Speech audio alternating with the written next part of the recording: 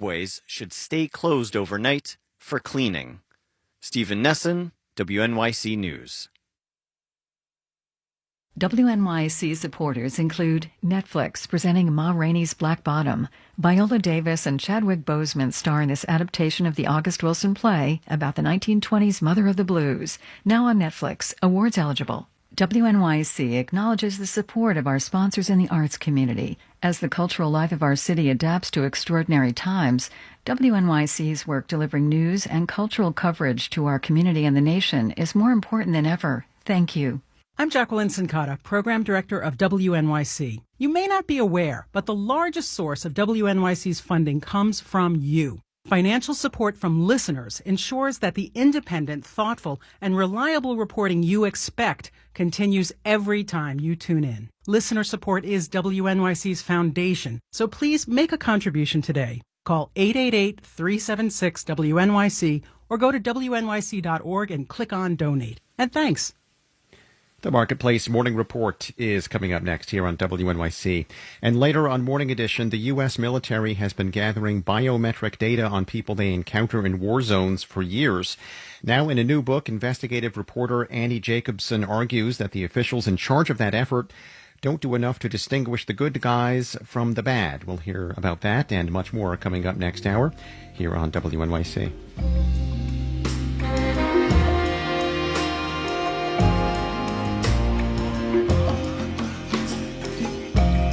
39 degrees right now in Central Park, going up to 47 this afternoon. Another mostly cloudy day. Tonight will drop down to 37 degrees, and then tomorrow more of the same, mostly cloudy with a high of 48. Rain is expected overnight tomorrow night into Saturday morning.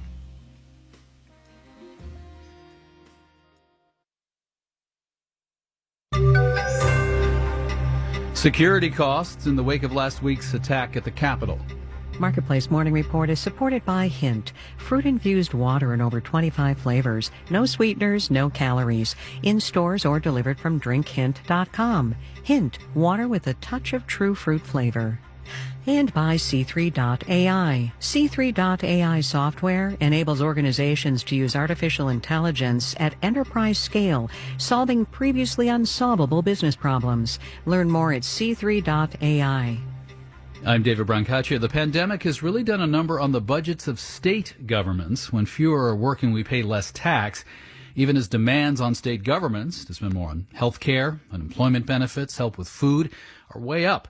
Now, with less than a week till the presidential inauguration, law enforcement costs could rise. The FBI has warned all 50 states should look out for potentially violent protests. Marketplace's Mitchell Hartman reports.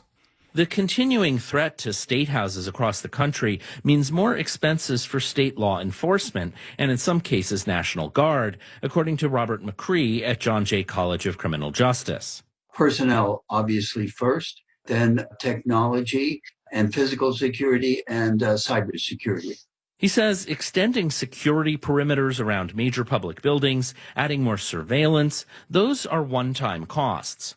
But the personnel, hundreds of additional armed officers, will cost money as long as the threats and violence last. State governments are going to bring in not just their Capitol Police, but state troopers, police from the city, many of them compensated with overtime that has to be paid. There may be a longer-term shift in spending to protect government buildings, public officials, and their families, akin to the security ramp-up after 9/11. Andy Arena formerly investigated right-wing extremists for the FBI and now directs the Detroit Crime Commission. It's not just a threat to legislatures. It's down to the lowest levels of government, right? If you're not doing what I think is right, I'm going to go to your house. I'm going to harass your family.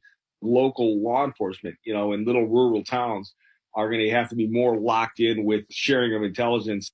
State and local budgets will have to absorb those added costs at a time when they're already strapped for cash due to the pandemic, says political scientist Cal Jilson at Southern Methodist University. To increase spending to secure state capitals, you're probably going to have to cut somewhere else to come up with that additional money for public safety. Jilson says that likely means education and social services will take a hit since they account for the bulk of state budgets. I'm Mitchell Hartman for Marketplace. Let's focus in on the Washington, D.C. region. With a normal inauguration, businesses there might expect a boost, but pandemic and now extra tight security. Airbnb says it'll cancel and block all reservations in the Washington metro area during this inauguration week. Marketplace's Andy Euler has that. Tiki T&T is a bar and rum distillery about 3/4 of a mile from the White House. Owner Todd Thrasher's preparation for the inauguration? Lock the doors. See you later. I'm getting out of town. He says normally they throw an inauguration party and his bar is busy all week long. This year, he says it's just not worth it. I'd rather everyone stay home, stay safe, and once this city gets under control again, we'll go back to work. He says things were already bad because of COVID, but his bar is going to make it. Colleen Hawkinson is the executive director of the DuPont Circle Business Improvement District in the heart of D.C. She says many businesses are taking a wait-and-see approach when it comes to their operating hours next week, or if they'll be open at all. So there's a certain level of readiness and being prepared to pivot and to react to new situations. The mayor of Washington, D.C. extended an indoor restaurant dining ban, among other restrictions, through January 22nd, citing public safety and health concerns. I'm Andy Euler for Marketplace.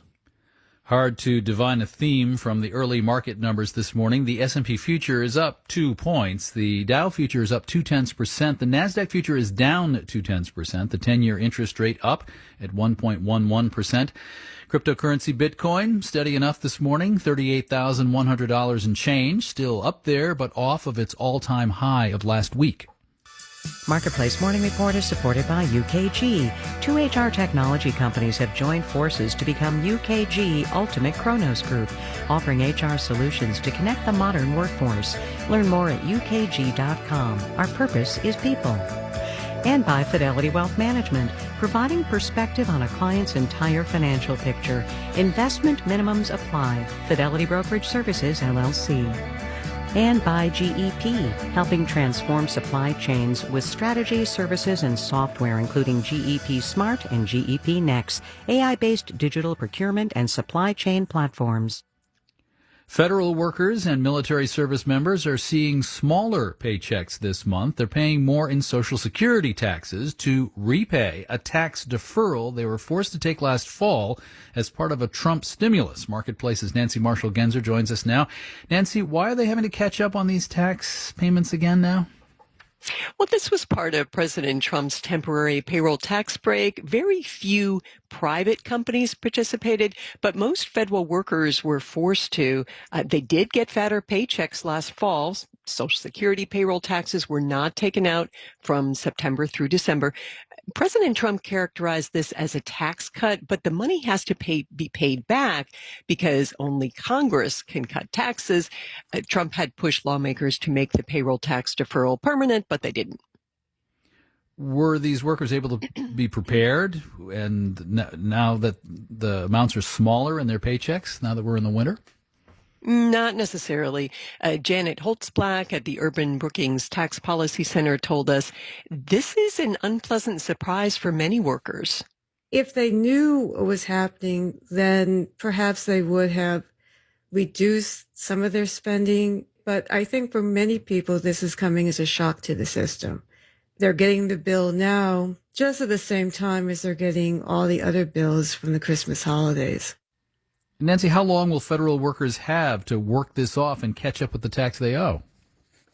Initially, they would have only had 4 months, David, but Congress did change that to a year. All right, Nancy Marshall-Genzer, thank you. And Dateline Parma, Italy. The news from the European Union's Food Safety Agency. Worms are A-OK to eat. Scientists looked into yellow mealworms, and they're fine, either powdered as a protein additive or the whole dried worm as a handy snack. What's with the face? Do you not eat gummy worms all the time? I assume these are the same, only less sweet and more savory. David Brancaccio, Marketplace Morning Report from APM, American Public Media. Support for WN